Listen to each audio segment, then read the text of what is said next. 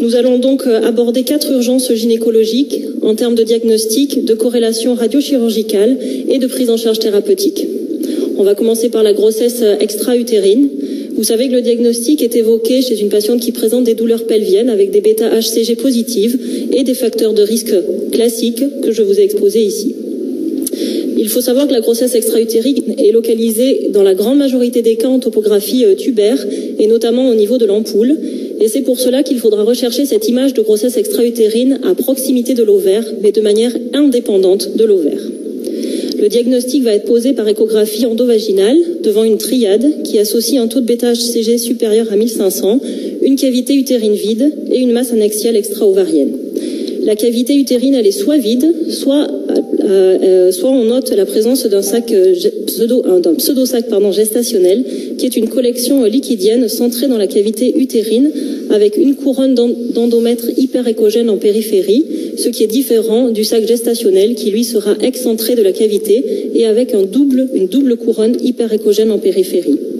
La masse annexiale extra-ovarienne, elle est représentée soit par un hématosalpinx dans plus de 80% des cas, soit comme vous le voyez ici sur cette animation, sur un sac gestationnel directement visible avec un embryon et des mouvements cardiaques fœtaux qui sont alors pathognomoniques. Le risque est un choc hémorragique par une rupture tubaire, ce qui représente environ 1 cas déclaré par an en France. Et le traitement est soit chirurgical, soit médical, en fonction de paramètres biologiques, de paramètres cliniques et de paramètres échographiques, dont vous le voyez la taille de l'hématosalpinx et l'abondance de l'hémopéritoine. Je vous présente un premier cas de grossesse extra-utérine qui, pour des raisons pédagogiques, a bénéficié d'une IRM pelvienne. Je vous fais passer ici les séquences T2 et vous voyez, alors du coup ça va être un peu compliqué, hop, voilà, donc vous voyez très bien, comment je vais faire, comme ça, hop. Vous voyez très bien ici l'ovaire gauche qui est le siège d'un sac d'un corps jaune. Vous voyez ensuite en topographie inter-utéro-ovarienne la présence d'une structure en hyposignal T2 avec une centrée, avec une cavité liquidienne au milieu. Et vous voyez ensuite un abondant épanchement intrapéritonéal et une autre structure, on va voir à quoi ça correspond ici, entre l'utérus et l'ovaire. Nous allons voir maintenant les corrélations chirurgicales de ce cas clinique.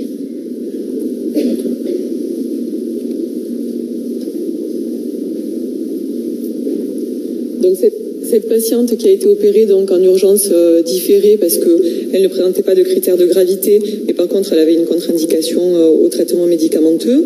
Donc on voit bien sûr l'hémopéritoine qui est ici de faible abondance d'environ 400 ml, avec à gauche les caillots péritubères, ici l'hématosalpinx qu'on voit très bien avec une voussure qui est lieu de la grossesse.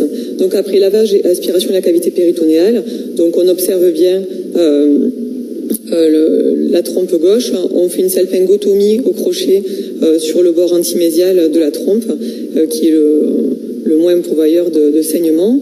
On fait une hydrodissection au sérum physiologique et donc il y a l'expulsion.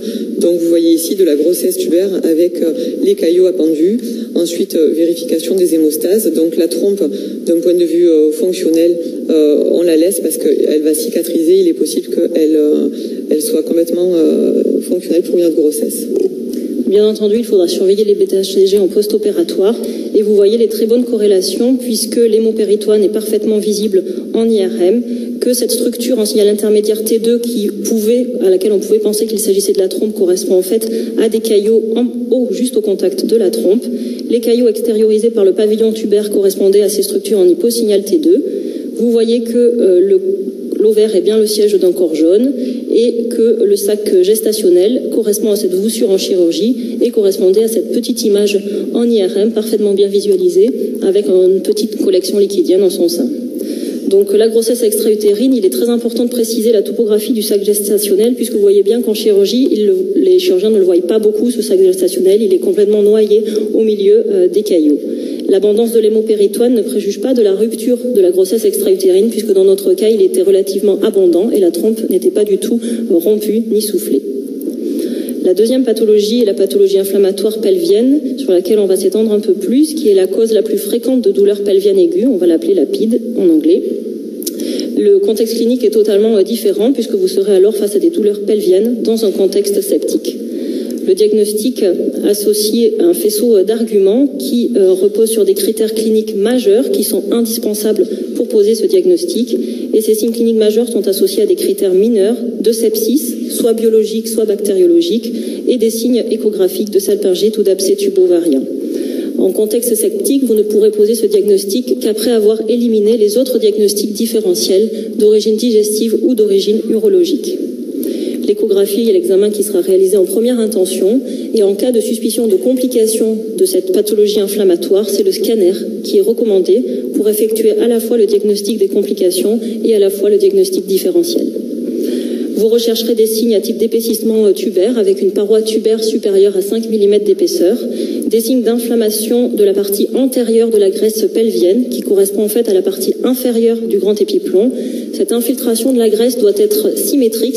Ce caractère symétrique va vous signer une origine plutôt gynécologique versus une origine appendiculaire où cette infiltration sera plutôt asymétrique. Les signes d'abcès tubo-ovarien que vous connaissez avec ces masses annexielles complexes fortement rehaussées après injection et la présence d'un rehaussement des feuillets péritonéaux qui traduit déjà des signes de péritonite. Si vous réalisez des examens en couple, il est indispensable de réaliser une injection puisque c'est ce caractère fortement rehaussé des tissus et des annexes qui vous permettra de vous orienter vers une origine inflammatoire et infectieuse plutôt que vers une origine tumorale.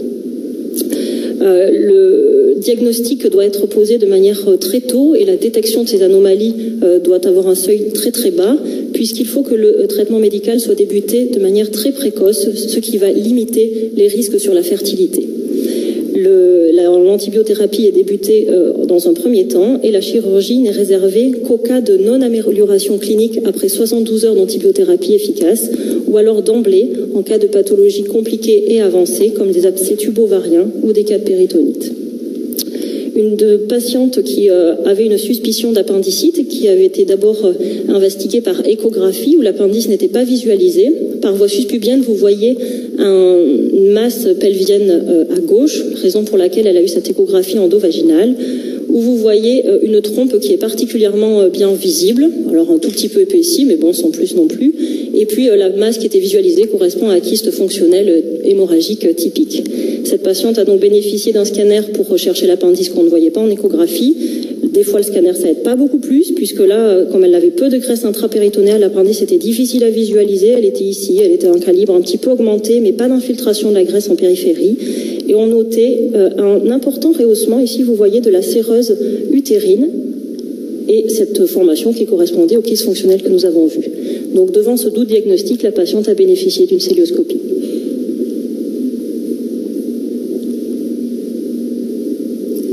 Donc, initialement, on explore la cavité abdominale. On a l'impression que ça se passe tout de suite en fosse iliaque droite avec le sécom. On regarde toujours au niveau du foie pour vérifier s'il n'y a pas de périhépatite ou de syndrome de Fils-Curtis. Là, vous voyez, donc, il y a des adhérences épipopariétales et sécopariétales qui sont facilement levées, qui sont en période œdémateuse, donc très récente. Et donc, immédiatement, on va aller vérifier l'appendice puisqu'au départ, c'était une suspicion d'appendicite. Donc on cherche au niveau sécal, voilà, l'origine appendiculaire, et puis on trouve l'appendice qui est ici érectile, un peu rigide, et en fait la naphate, après appendicectomie, nous dira ensuite que c'était juste une périappendicite de contiguïté. Ici donc la trompe droite qui est œdémateuse, et quand on soulève au niveau de la fossette sous-ovarienne, on trouve les pseudomembranes qui sont débutantes,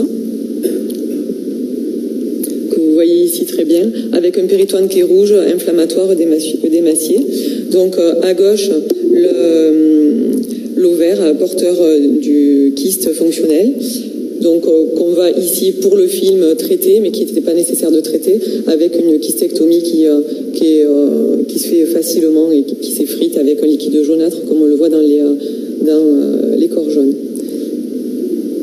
Donc les corrélations chirurgicales, vous voyez bien qu'on était face à une salpingite ici non compliquée. Et je voulais vous montrer ce signe qui n'est pas décrit dans la littérature, mais que l'on retient beaucoup dans notre expérience clinique, qui correspond à cet aspect œdémateux et congestif des séreuses, que l'on voit très bien en fait en imagerie en coupe, puisque vous voyez, je vous le remontre encore une fois, ce rehaussement de la séreuse utérine qui se poursuit un petit peu de part et d'autre le long des ligaments larges. Vous voyez également la trompe épaissie, c'est ce qu'on avait déjà vu, œdémateuse, et puis le kyste fonctionnel hémorragique qui a été traité en chirurgie. Donc le diagnostic de salpingite, quand elle est simple et qu'elle n'est pas compliquée, il est difficile en imagerie et pour nous radiologues, il doit être considéré comme un diagnostic d'élimination. Je vous remontre encore une fois sur une autre patiente qui avait une salpingite non compliquée, ce rehaussement en imagerie de la séreuse utérine qui correspond en péropératoire à l'aspect œdémateux des séreuses.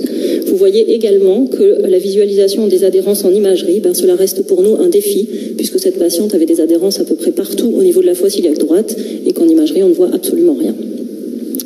Un autre cas clinique avec une patiente qui avait un syndrome septique, une suspicion de salpingite compliquée. Vous voyez en échographie son ovaire gauche qui est tout à fait normal, un épanchement liquidien dans le cul-de-sac de Douglas échogène qui est plutôt en faveur d'un épanchement purulent, une rétention liquidienne au sein de la cavité utérine et du côté droit une masse complexe en regard de l'annexe. Vous voyez une portion ici de l'ovaire qui ne semble pas impliquée dans le processus.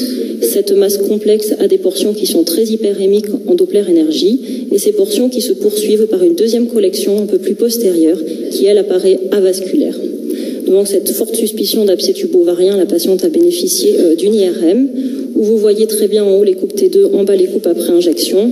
Cette portion ici, cette masse complexe annexielle, avec ces portions liquidiennes puisqu'elles ne se rehaussent pas après injection, qui se poursuivent ici vers le cul-de-sac de Douglas. On va voir les corrélations chirurgicales. Donc cette patiente était à J10 d'une aspiration, ce qui est classique, avec le facteur de risque de manœuvre endo-utérine. Donc immédiatement on voit dans la cavité un aspect de liquide louche, péritonéal. On fera une bactériologie. On voit des adhérences entre les franges graisseuses et la trompe, qui sont des adhérences œdémateuses, toujours pareil, qui se libèrent bien. Et là vous voyez donc l'issue de pus immédiatement de la fossette sous-ovarienne droite. Donc ce n'est pas du pus qui vient de la trompe, mais bel et bien de la fossette sous-ovarienne. On verra plus tard ensuite les petites pseudomembranes. On voit aussi du pus sortir par le pavillon avec des franges qui sont œdémaciées. On fait une bactériologie du liquide purulent. On lave abondamment la cavité abdominale, c'est le traitement, libération et lavage. Et donc là, on voit ici dans la fossette sous-ovarienne les pseudomembranes, et donc qui était le lieu en fait de l'abcès.